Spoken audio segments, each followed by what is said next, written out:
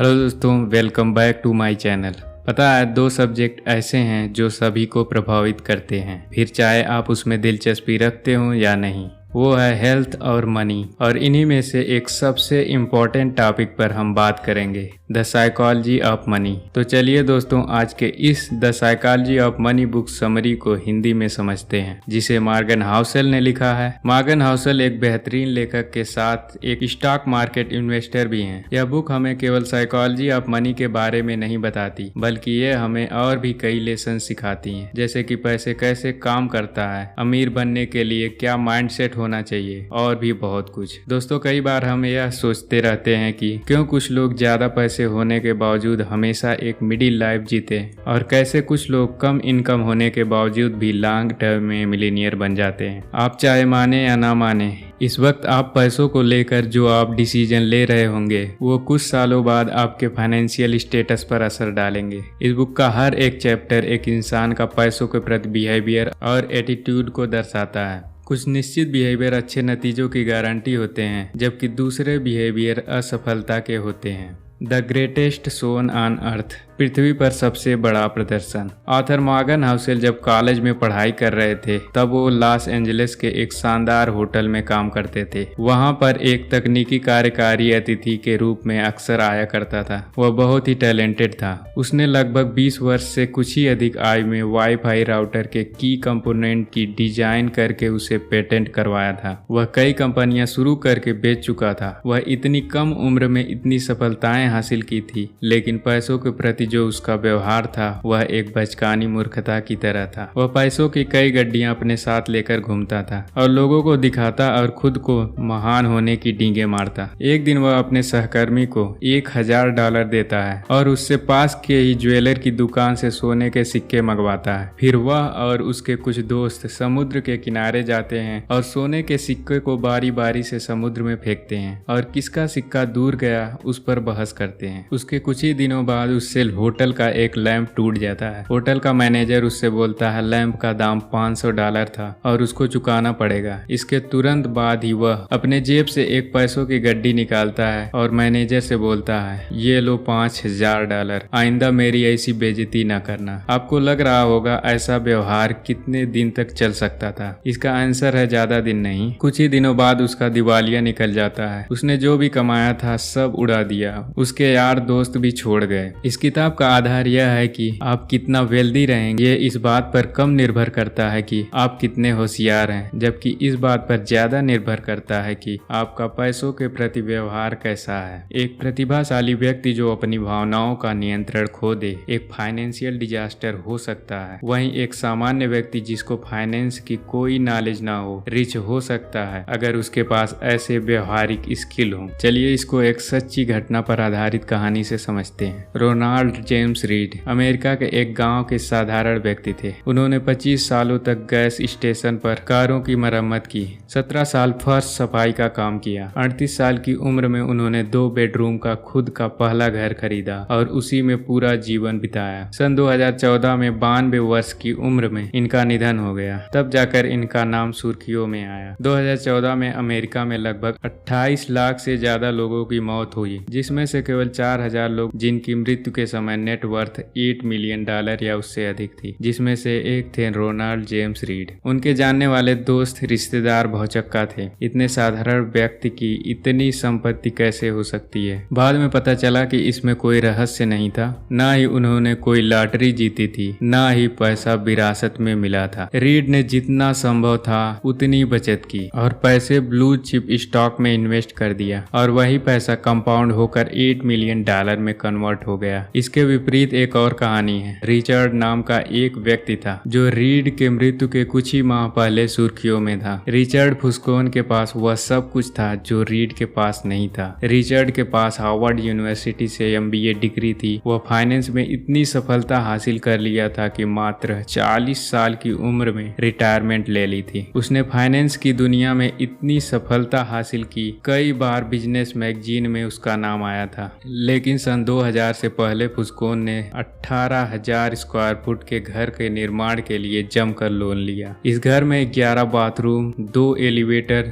2 swimming pool और 7 garage थे। इस घर का एक मंथ का मेंटेनेंस खर्च $90,000 से भी अधिक था। फिर 2008 का फाइनेंशियल क्राइसिस आ पड़ा। इतना ज्यादा लोन और लायबिलिटी के कारण फुस्कोन का दिवालिया निकल गया। उसके घर को इंश्योरेंस कंपनी ने 75% कम लागत पर नीलाम कर दिया। यह कहानियां कितनी दिलचस्प हैं। केवल एक फाइनेंस सेक्टर है जिसमें एक साधारण व्यक्ति एक टैलेंटेड डिग्री धारक व्यक्ति को पीछे छोड़ सकता है अगर उसका पैसों के प्रति व्यवहार अच्छा है। तो पैसों को सेव करने के लिए कोई टेक्निकल नॉलेज या भारी ज्ञान की आवश्यकता नहीं होती। नो वन इज क्रेजी, कोई भी मूर्ख नहीं है। बहुत से लोग अपने पैसों के साथ मूर्खतापूर्ण व्यवहार करते हैं, हालांकि वे लोग मूर्ख नहीं हैं। आज की पीढ़ियां फिल्म देखने, लॉटरी का टिकट खरीदने और गेम खेलने के पीछे अपने पैसों का ज्यादातर हिस्सा खर्च कर देते हैं। यह काम ज्यादातर गरीब लोग करते हैं जो इमरजेंसी में 20-25 हजार रुपए भी अरेंज नहीं कर सकते। क्या ऐसे लोगों का लॉटरी का टिकट खरीदने का कोई सेंस बनता है? ऐसे लोगों को उन पैसों को इमरजेंसी नीड के लिए बचा कर रखना चाहिए। उन लोगों का कहना है कि पैसा सेविंग करना हमारे लिए पॉसिबल नहीं है क्योंकि हम जितना कमाते हैं उससे कहीं ज्यादा खर्च हो जाता है। ऐसे में बड़ी गाड़ी, बड़े घर, बड़े स्कूलों में बच्चों की एडमिशन कराना हमारे पहुंच से बाहर है। इन्हीं सपनों को पूरा करने के लिए हम लॉटरी का टिकट खरीदते हैं। आपको यह बात मूर्खतापूर्ण लगेगी क्योंकि आपकी फाइनेंशियल कंडीशन अलग है। जिस चीज का वो सपना देख रहे हैं वह आपके पास ऑलरेडी है, इसलिए आपकी सोच पैसों को लेकर उनसे अलग है। कोई भी व्यक्ति ज्यादातर फाइनेंशियल रिलेटेड डिसीजन अपने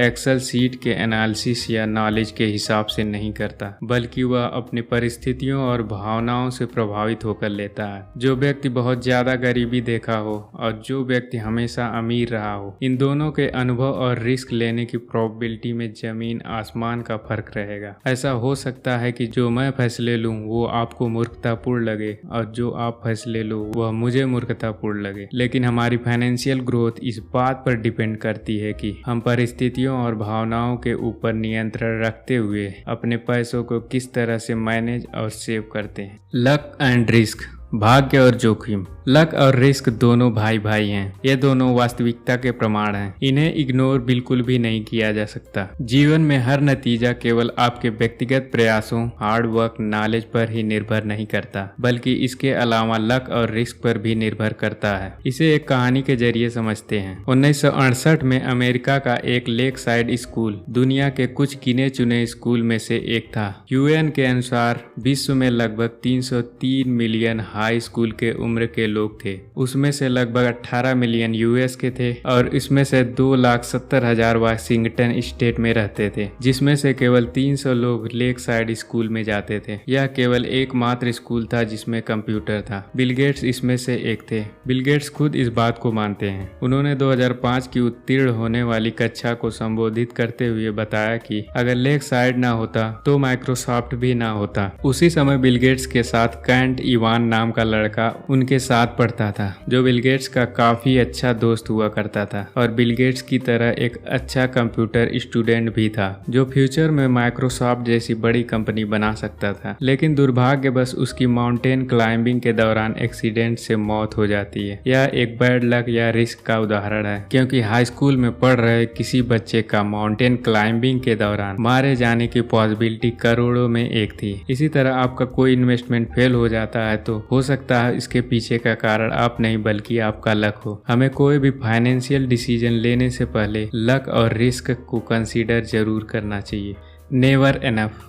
कर्ट और जोसेफ हेलर दोनों ही अमेरिकन लेखक थे। एक बार वो दोनों किसी बड़ी पार्टी में गए हुए थे। कर्ट ने जोसेफ से कहा, इस पार्टी का जो होस्ट है वह एक फंड मैनेजर है और वह एक दिन में इतने पैसे कमाता है जितना कि तुम अपने प्रसिद्ध नावल से भी आज तक नहीं कमा पाए होगे। यह सुनकर जोसेफ हेलर ने कहा, यह सही है, लेकिन मेरे पास कुछ ऐसा है जो उसके पास कभी नहीं होगा और वो है एनफ। इंसान के दिमाग की प्रवृत्ति है कि वह हमेशा ज्यादा की तलाश में रहता है। चाहे हमारे पास कितना भी क्यों ना हो, हमें दूसरों को देखकर खुद को कंपेयर नहीं करना चाहिए, क्योंकि हमेशा आपके ऊपर कोई ना कोई मिल ही जाएगा और आपके लिए कुछ भी इनफ नहीं होगा। हमें डिसाइड कर लेना चाहिए कितने पैसे हमारे लिए इनफ हैं, हमारे रिटायरमेंट के लिए, हमारे खुशियों को पूरा करने के लिए। हमें लालच में कभी नहीं आना चाहिए। चलिए इसको हम एक कहानी से समझते हैं। कोलकाता में एक गरीब घर में जन्मे रजत गुप्ता अनाथ होने के बावजूद अपनी कड़ी मेहनत से 45 साल के उम्र में प्रेस्टिजियस फर्म मैकिन्से के सीईओ बन गए। इतनी सफलता के साथ साथ उनके पास काफी संपत्ति थी। 2008 में खबरों के अनुसार गुप्ता जी की संपत्ति $100 मिलियन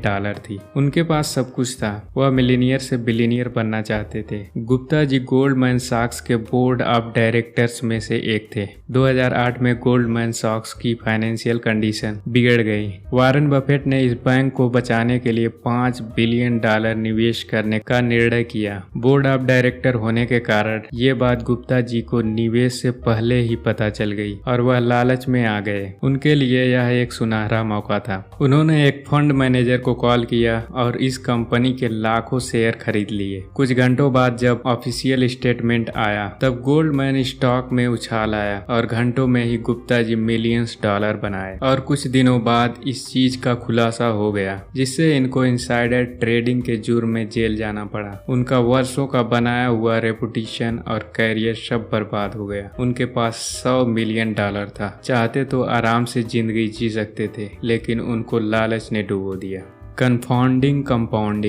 कंपाउंडिंग सच में एक जादू की तरह काम करती है। अगर आप लंबे टाइम के लिए इन्वेस्टमेंट करते होंगे तो भली भांत समझते होंगे। चलिए हम एक उदाहरण से समझते हैं। मान लीजिए हमने 1 लाख रुपए किसी म्यूचुअल फंड में इन्वेस्ट किया, जिसका एवरेज रिटर्न 15% प्रति वर्ष है। तो हमारा 10 वर्षों में टोटल पैसे हो जाएंगे लगभग 4,04,000 और 20 सालों में लगभग 16,36,000 और 30 साल में लगभग 66,21,000 और 5 साल और ले लें, 35 साल में बढ़कर हो जाएगा लगभग 1.33 करोड़। ये होता है कंपाउंडिंग का जादू। टाइम के साथ साथ कंपाउंडिंग बहुत ही बढ़िया काम करती है। आर्थर मॉर्गन हाउसेल लिखते हैं कि जब यह किताब लिखी गई थी तब वारेन बफेट की टोटल नेटवर्थ थी $84.5 बिलियन, जिसमें से $81.5 बिलियन रकम उनके 65वें जन्मदिन के बाद आए थे। वारेन बफेट ने 10 साल की उम्र से ही इन्वेस्टिंग शुरू कर दिया था। अगर वह 10 साल की उम्र के बजाय 30 वर्ष की उम्र से इन्वेस्टिंग करते तो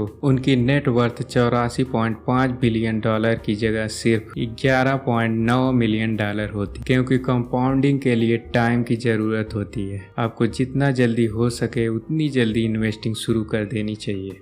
गेटिंग वेल्दी बनाम स्टेइंग वेल्दी। अमीर बनने के लिए थोड़ा पागलपन और किफायती होना जरूरी है। जैसे लिवरमोर अमेरिका के एक ट्रेडर थे। 1929 में फर्स्ट ग्रेट डिप्रेशन के समय पूरी दुनिया के इन्वेस्टमेंट के पैसे डूब रहे थे। तब ऐसे समय में लिवरमोर ने $3 बिलियन से भी ज्यादा कमाए, लेकिन उसके बाद भी वे रुके नहीं। कठिन से कठिन दाव लगाते गए और बदकिस्मती से 4 साल के भीतर ही उन्होंने अपनी सारी दौलत गंवा दी और खुद की भी जान ले ली। लिवरमोर की तरह बहुत सारे लोग बहुत पैसे कमा लेते हैं, लेकिन उसे संभाल नहीं पाते। ऐसा बहुत से खिलाड़ियों और फिल्मी सितारों के साथ हुआ है, जो बहुत कम उम्र में ही अमीर बने और कम ही समय में बैंकरप्ट हो गए। पैसे कमाने के लिए रिस्क लेने, ऑप्टिमिस्टिक रहने और अपने ऊपर बिलीव करने की आवश्यकता होती है। वहीं अपने पैसों को बचाने के लिए बहुत बड़े जोखिम से बचना चाहिए। बिना वजह अपने पैसे खर्च करना, दिखावा करना एक बेवकूफी भरा कार्य है। Tells you win. अगर एक बार सिक्का उछालो तो जरूरी नहीं आप जीत जाओगे, लेकिन उसे कई बार उछालोगे तो पॉसिबिलिटी है कि आप सफल हो जाओगे। इसी तरह किसी काम में पहली बार में सफलता मिल जाए जरूरी नहीं। लॉन्ग टर्म इन्वेस्टमेंट का आपके रिटर्न पर बहुत प्रभाव पड़ता है, लेकिन यह जानना बिल्कुल भी इम्पॉसिबल है कौन सा इन्वेस्टमेंट लंबे समय के लिए अच्छा रिटर्न देगा। कोई भी इंसान हमेशा सही डिसीजन नहीं ले सकता। एक अच्छा इन्वेस्टर बनने के लिए आपको 10 में से सिर्फ 6 बार सही होने की आवश्यकता है। यानी दोस्तों, असफलता भी सफलता का एक हिस्सा है। जब आप इस बात को मान लेते हैं और एक्सेप्ट कर लेते हैं कि अमीर बनने के लिए हमें हमेशा सही होना जरूरी नहीं है, तब आप लाइफ में बहुत बार फेल होने के बाद भी जीत हासिल कर सकते हैं। फ्रीडम। असली पैसा वो होता है जो आपको टाइम से आज़ादी दे। कुछ लोग पैसा तो कमाते हैं लेकिन दिन भर खपते रहते हैं, उनके पास एंजॉय करने का टाइम ही नहीं बचता। ऐसा पैसा किसी भी काम का नहीं। अगर आपके पास पैसा है तो आप बहुत से कामों को आउटसोर्स कर सकते हैं। Man in the car paradox. यह अजीब बात है, जब भी हम किसी महंगी गाड़ी को देखते हैं तो हम यही कहते हैं, वाह कितनी कूल गाड़ी है। हम कभी भी उसके मालिक की तारीफ नहीं करते और यह नहीं कहते, वाह कितना कूल व्यक्ति है। ऐसा ही हमारे साथ होगा। अगर हम भी ऐसी महंगी गाड़ी खरीद लेंगे तो लोग सिर्फ गाड़ी की तारीफ करेंगे, हमारी नहीं। हमसे वे केवल ईर्ष्या करेंगे। इसलिए मटेरियलिस्टिक चीजों के पीछे इतना ना भागें। अगर ज्यादा पैसा है तो उससे नए एक्सपीरियंस हासिल करें, किसी की हेल्प करें, कहीं घूमने जाएं, जिनसे आपको लाइफ टाइम के लिए अच्छी मेमोरीज बन जाएंगी। और यही असली सुख है। Wealth is what you don't see. अमीरी वो है जो नज़र आती है, जैसे महंगी गाड़ियाँ, बंगले, ब्रांडेड कपड़े। लेकिन वेल्थ नज़र नहीं आती, जैसे इन्वेस्टमेंट, प्रॉपर्टी, बिजनेस आदि। अगर आपके दोस्त ने, जिसकी इनकम आपके ही जितनी है, 10 लाख की कार ले ली है तो देखने में वह अमीर लगेगा, लेकिन उसके पास अब आपकी तुलना में 10 लाख कम होंगे। इसलिए वेल्दी बनने की कोशिश करें, अमीर दिखने की नहीं। Save money.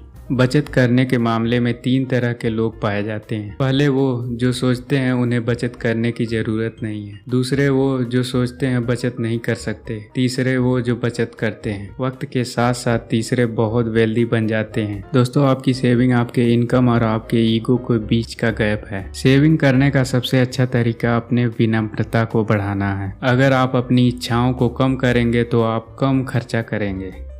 Conclusion.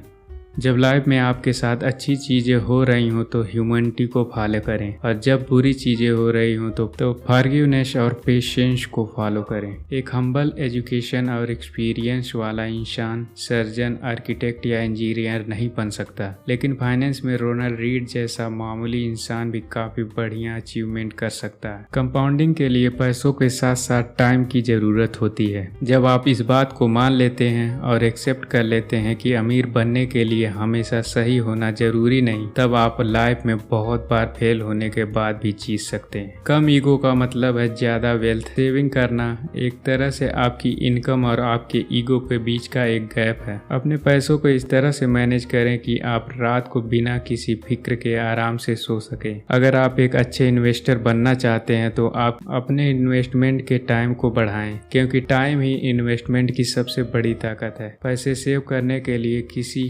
Specific goal की जरूरत नहीं है, इसलिए बचत जरूर करें, क्योंकि ये आपको भविष्य में फ्रीडम देता है। अपने पैसों का इस्तेमाल अपने टाइम को कंट्रोल करने के लिए करें, क्योंकि अपने टाइम पर पूरा कंट्रोल होना ही एक खुशहाल जीवन के लिए बहुत जरूरी है। दूसरों के दिखावे पर ना पड़ें, बल्कि एक वेल्दी इंसान बनने पर ध्यान दें। वीडियो में बने रहने के लिए धन्यवाद। अगर आप ऐसी ही अमेजिंग बुक समरी को हिंदी में सुनना चाहते हैं तो हमारे चैनल को सब्सक्राइब कर सकते हैं। अगर इस बुक को आप पढ़ना चाहते हैं तो मैं इसका लिंक डिस्क्रिप्शन में दे दूंगा, वहां से आप परचेज कर सकते हैं।